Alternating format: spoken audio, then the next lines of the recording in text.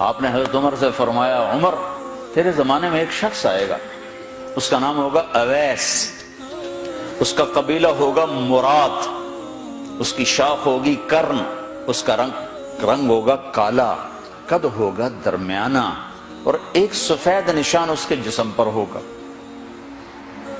جب وہ آئے تو تم اس سے دعا کرانا، علی تو بھی کرانا، عمر تو بھی کرانا، اور میں قسم کھا کے کہتا ہوں کہ اویس جیسوں سے دنیا بھر جائے تو عمر و علی کے ایک بدن کے بال کے برابر نہیں، لیکن اس کے ذریعے سے ایک پیغام آگے پہنچانا تھا۔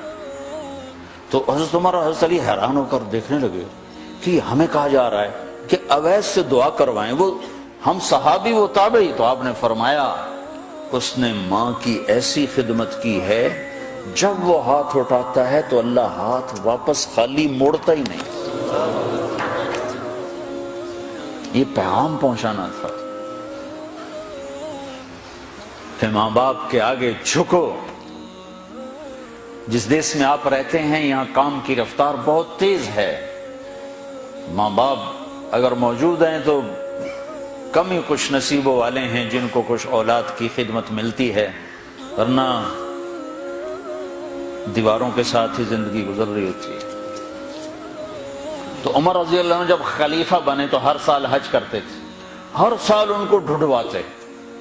اب مجھے یہ نہیں پتا درمیان کے کوئی سال ہوں گے کہ ایک سال آپ نے حج پر سارے حاجی اکٹھے کر لیے، ایسے اپنے سامنے کا کھڑے ہو جاؤ بھائی، سب کھڑے کر لیے، کہنے لگے بیٹھ جاؤ سارے یمن والے کھڑے رہو، تو سارے بیٹھ گئے، یمنی کھڑے رہے، کہا سارے یمن والے بیٹھ جاؤ، قبیلہ مراد والے کھڑے رہو، تو سارے یمنی بیٹھ گئے، مراد والے کھڑے رہے۔ اس سال میں یمن گیا جماعت میں تو اویس کرنی کے گاؤں گیا، ان کی جگہ پیدا ہوئے، جو ان کا قبیلے کے لوگوں سے ملا، اس علاقے سے گزرا، دیکھا کہ اچھا یہاں وہ ہستی پیدا ہوئی تھی۔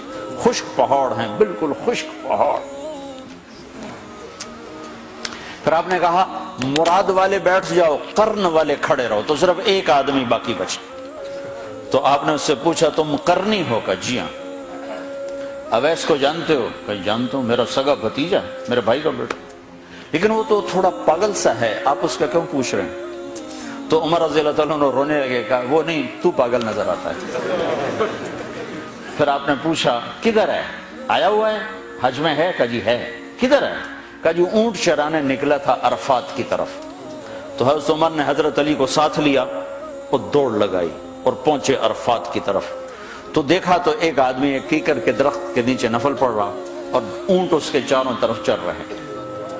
تو یہ دونوں حضرات بیٹھ گئے، تو انہوں نے اویس نے محسوس کیا کچھ آ گئے لوگ، تو انہوں نے نماز مختصر کر دی، سلام پھیرا۔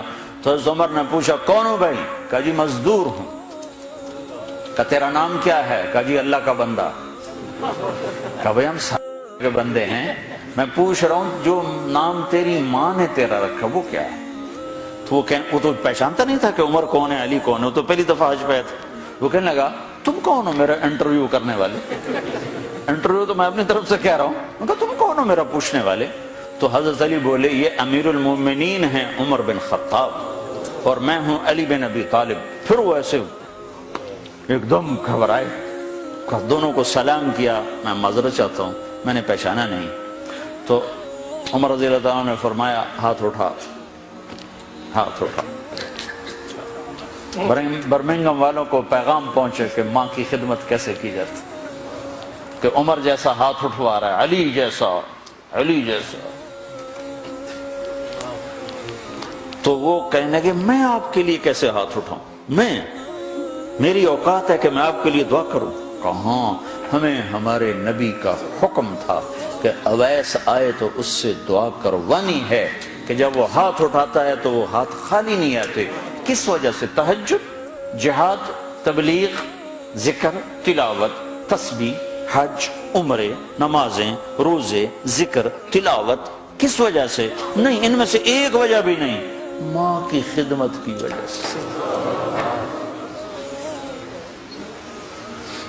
پھر ایک اور جگہ آپ نے فرمایا کہ لوگ جب جنت میں چلیں گے تو اویس بھی چلے گا، جب جنت کے دروازے پر پہنچے گے تو اللہ تعالیٰ فرمائیں گے اویس کو روک لو باقی کو جانے دو۔ تو اویس گھبرا جائیں گے، کہیں گے یا اللہ مجھے کیوں روک لیا ہے؟ تو اللہ تعالیٰ فرمائیں گے ٹھہر جاؤ، جانے دو ان کو۔ ہاں بھائی، اب یہ سامنے جہنم کے لوگ کھڑے ہوئے ہیں، تو شفاعت کر، تیری تو فعل لاکھوں انسانوں کو جنت میں ڈالو۔ تجھے اس لیے روکا ہے کہ تو شفاعت کر، جدھر تیری انگلی اٹھتی جائے گی ان کے لیے جنت لکھتی چلی جائے گی، ان کے لیے جنت لکھتا چلا جاؤں گا، جدھر جدھر تو انگلی اٹھائے۔ صرف پونڈ ہی سب کچھ نہیں، مائیں بھی بہت کچھ ہے۔ صرف پونڈ ہی سب کچھ نہیں ہے، باپ بہت کچھ ہے۔